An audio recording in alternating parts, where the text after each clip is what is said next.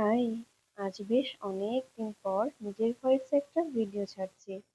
আসলে এই দিনটি আমাদের সকলের কাছে ভীষণ স্পেশাল। কুটুমরা কিভাবে দেখতে দেখতে বড় হয়ে গেল সেটাই যেন বিশ্বাস হচ্ছে না। আজ ২৩শে আগস্ট, বাড়িতে সরস্বতী পুজো।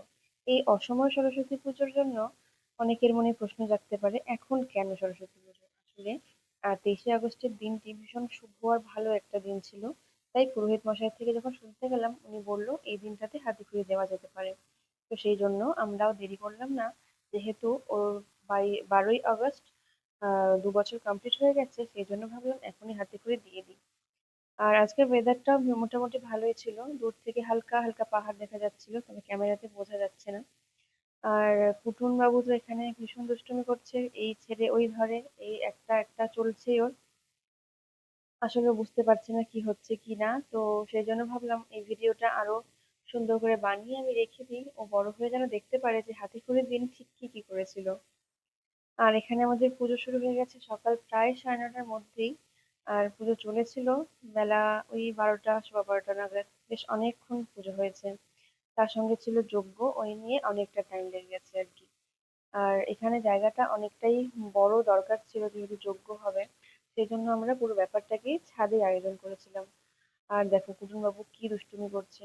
আর এই হলো সেই সুন্দর স্বর্ণালী মুহূর্ত, যার জন্য অ্যাটলিস্ট আমি তো ভীষণ অপেক্ষা করেছিলাম কবে হাতেখড়িটা হবে। আর এই স্লেটটা আমি খুব ভালোবেসে নিজে হাতে বানিয়েছি ওর জন্য।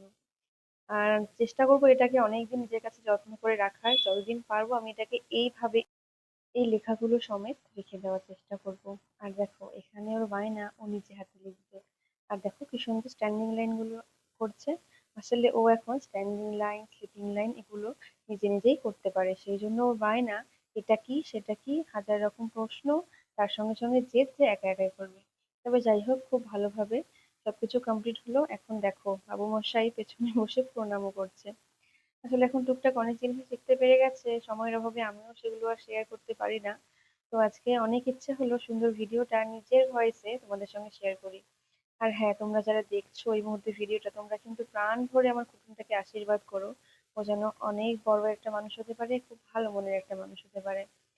আর দেখো যজ্ঞ স্টার্ট হয়ে গেল। যজ্ঞতে বসেছিলাম আমি আর ওর বাবা। আর দেখো পিছনে কাশরির শব্দ শুনে ও নাচানাচি করছে, এদিক থেকে ওই দিক ছুটে বেড়াচ্ছে। আর এখানে আমাদের যজ্ঞটা স্টার্ট হয়ে গেল।